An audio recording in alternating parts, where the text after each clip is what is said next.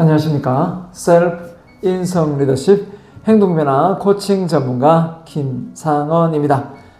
여러분 만나 뵙게 돼서 반갑습니다. 논리정연한 스피치 코칭, 오늘 22번째 내용으로 여러분을 찾아뵙게 되었습니다. 어디 가서 말을 논리정연하게 하려면 참 애를 먹을 때가 많습니다. 어떻게 하면 말을 논리정연하게 잘할 수 있을까요? 고민들이 많으실 텐데요. 저를 따라 한 발 한 발 도전하시면 쉽게 그런 고민에서 벗어날 수 있을 것이라 생각합니다. 어차피 말도 반복입니다. 계속 반복적인 어떤 구성 속에서 하다가 보면 충분히 말을 논리정연하게 어디 가서 잘할 수 있습니다. 자, 이 세 가지만 기억하시면 됩니다. 주장, 이유, 근거, 사례죠. 이것만 기억하시면 서론, 본론, 결론 되듯이 기억을 하시면 좋을 것 같습니다. 자, 서론 부분이 뭐죠? 주장에 들어가는 부분에서 주장이 이제 주제가 되는 겁니다. 그렇기 때문에 이제 주제와 관련된 뭐죠? 바로 인사말, 질문, 질문의 답, 주제 선언, 주제 배경 설명까지가 이유입니다. 자, 그 다음 본론, 근거, 사례를 들고요. 스토리를 넣어도 괜찮습니다. 그 다음에 결론 넘어가면 바로 요약 들어가고요. 그 다음에 연사의 견해, 주제와 관련된 명언, 풀이, 그 다음에 실천, 의지 하면 마무리됩니다. 자, 그 구성을 지금 제가 원고를 써가지고 있습니다. 이 내용을 읽어 드릴 테니까 이 내용의 포맷을 맞춰가지고 여러분이 글을 한번 써보셔도 도움이 많이 되실 겁니다. 일단 많이 들으십시오. 경청을 하시고 그 다음에 글 쓰기에 도전을 하시면 좋을 것 같습니다. 자, 일단 원고를 한번 읽고 내용을 말씀드리도록 하겠습니다. 안녕하십니까. 바른 인성으로 오늘 주제를 말했으면 안 되네요. 주제는 인성교육의 시대를 열자라는 내용입니다. 인성교육의 시대를 열자. 자, 저는 인성을 참 좋아합니다. 제가 셀프 인성 리더십 행동변화 코칭 전문가 김상원 아닙니까? 그냥 셀프 코칭이 아니라 인성이 바로 들어갑니다. 자, 주제 내용이 인성교육의 시대를 열자. 자, 대한민국 인성교육을 지금 하고 있는 것 같습니까? 아직 제가 보기에는 너무 부족합니다. 자, 서론 들어가겠습니다. 안녕하십니까? 바른 인성으로 이 세상 사람들에게 좋은 영향력을 주고 싶은 남자 김상원입니다. 여러분은 우리나라 인성교육에 대해서 어떻게 생각하고 계십니까? 요즘 젊은 사람들을 보고 왜 인성이 바르지 않다고 말을 하는 것일까요? 그 이유는 우리나라 교육제도가 수능 시험을 도입하면서 학생들 간의 경쟁 심리만 부추기고 대학생이 되어서도 자기 중심적인 사고에 빠져서 주변 사람들을 돌아볼 겨를이 없는 것 같습니다. 제가 질문의 답을 정확하게 이유를 설명했습니다. 그래서 오늘 여러분들에게 말씀드리고 싶은 주제는 인성교육의 시대를 열자라는 것입니다. 자, 이런 얘기를 하게 된 배경 설명입니다. 이 이야기를 여러분에게 하는 이유는 우리나라는 인성교육의 부재로 유능한 인재는 빨리빨리 문화 속에서 만들어질 수는 있으나 그 좋은 머리로 돈을 벌기 위한 맹목적인 수단으로 자신의 무한한 가치를 잘못 사용하고 있기 때문입니다. 이런 비윤리적인 행실에서 우리 대한민국의 미래는 절대 세계 선진국으로 진입하기 힘듭니다. 어쩌면 만약 선진국이 되었어도 문제가 될 수밖에 없습니다. 그러면 어떻게 해야 우리나라가 제대로 된 인성교육의 시대를 열어갈 수 있을까요? 그 해결책에 있어서 여러분에게 몇 가지 소개하고자 합니다. 내용이 궁금하시죠? 첫째, 인성교육을 수능에 반영할 수 있어야 합니다.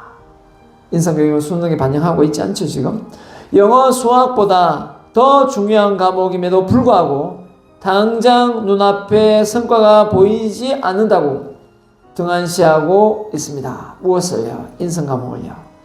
둘째, 인성교육을 의무화해야 합니다. 학교장 재량으로만 맡겨놓으면 인성교육이라는 명목으로 예산은 편성되어 있지만 다른 용도로 사용되고 있기 때문입니다. 물론 그렇지 않은 경우 학교도 많습니다만은. 셋째, 인성교육은 학생, 학부모, 선생님 모두가 함께 배워야 합니다. 문제의 학생 옆에 문제의 선생님, 문제의 학부모가 있다고 봅니다. 네, 듣는 선생님, 듣는 부모님 기분 나쁠 수 있지만 이건 팩트입니다. 더 이상 인성교육의 몫은 학생들만의 몫이 될 수 없습니다. 어른들이 먼저 솔선수범해서 언행일치하는 모습을 보여주어야 합니다. 자, 결론 넘어갑니다. 앞서 말씀드린 내용을 통해서 제가 여러분들에게 하고 싶은 말은 하루빨리 우리나라가 인성교육의 시대를 열어야 동방예의지국 국가답게 전 세계에서 윤리적으로 깨끗한 선진국으로 도약할 수 있다는 것입니다. 전체 내용 요약입니다. 제 연사의 견해입니다. 인성교육의 시작은 누구를 탓하기 이전에 나부터 변화를 보여야 합니다. 학생들에게만 바른 인성을 강조하지 말고 스스로 지켜야 할 도리와 규율을 실천에 옮긴다면 인성이 바르고 윤리적으로 깨끗한 나라가 될 것이라고 확신합니다. 인성교육과 관련된 명언 중에 이런 말이 있습니다. 뭘까요? 자존심의 나무에 꽃이 떨어져야 인격의 나무에 열매가 맺힌다 라는 말입니다. 자존심의 나무에 꽃이 떨어져야 인격의 나무에 열매가 맺힌다. 자존심을 내리고 자존감을 높이라는 뜻입니다. 그죠? 자, 이 말의 의미는 자존심을 버리고 자존감을 키워야 인품을 갖춘 인격자로 거듭날 수 있다는 말과도 같습니다. 인성을 배워서 인성은 마지막 결심 촉구입니다. 인성을 배웠다고 해서 하루아침에 인성이 바른 사람이 되는 것은 물론 아닙니다. 하지만 누굴 탓하는 성격에서 벗어나 나부터 윤리적으로 어긋난 행동을 하지 않는다면 내 가정, 내 이웃, 내 지역, 더 나아가서 우리나라가 전 세계적으로 인성을 갖춘 국가가 되지 않겠습니까? 감사합니다. 여기까지가 전체 내용입니다. 자, 인성교육의 시대를 열자. 저는 인성교육은 초등학교 때만 해서는 절대 안 된다고 생각합니다. 끊임없이 해야 됩니다. 끊임없이. 왜냐하면 이 절제력이라는 건 한번 절제력이 생겼다고 해서 이게 계속 유지되는 게 아니거든요. 여러분이 한번 의지력이 생겼다고 해서 그 의지력이 끝까지 유지가 되던가요? 절대 그렇지 않습니다. 마음이 해이해집니다. 그럴 때 또다시 교육을 받고 또 인성교육을 통해서 마음을 다잡아야 됩니다. 그런데 우리는 그렇지 못하고 있습니다. 네, 그 점이 참 안타깝습니다. 인성교육을 너무 어렵게 생각하는 면도 많습니다. 그래서 조금 더 쉽게 접근할 수 있는 방법도 다양하게 많음에도 불구하고 인성교육을 그냥 조금 현장 체험이나 그죠? 이런 부모 교육 이런 정도로 생각을 하고 학생들 특강 한번 이런 정도로 생각하고 있는 점이 너무나 안타깝게 생각합니다.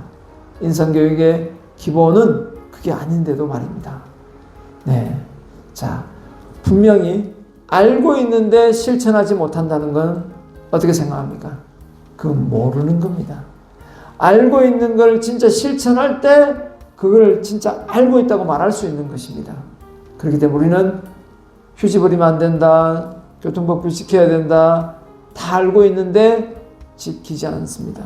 양보해야 된다, 다 알고 있어요. 양보 잘하지 않습니다. 자, 이런 것들이 우리 생활 곳곳에 다 있습니다. 그런 양심을 저버리는 행동을 우리는 부모님이 먼저 자녀들을 키울 때 보여주셔야 됩니다. 그 양심을 저버리는 행동을 하면 안 되겠죠. 네. 100% 틀어서 먼지 안 나는 사람은 없겠지만 지금부터 조금씩 변화를 보인다면 충분히 우리나라가 전 세계 롤 모델이 될 그런 국가가 될 날이 반드시 올 것이다. 우리나라는 그런 저력이 있는 나라라고 저는 생각합니다. 왜냐하면 윤리적인 어떤 사상이, 그죠? 우리나라 사람들은 겸손이 깔려 있거든요. 유교 사상에서. 그렇기 때문에 저는 충분히 다른 나라보다 훨씬 더 빠르게 습득하고 체득해서 실행에 옮길 거라고 생각합니다. 자, 아무튼 그 대상을 누구부터 하느냐, 바로 이 영상을 보시는 여러분부터, 또 저부터 먼저 노력을 해주신다면 더 이상 바랄 게 없겠습니다. 저부터 인생이 바른 사람이 되기 위해서 노력하고 또 노력하겠습니다. 다음 내용에서 뵙겠습니다. 감사합니다.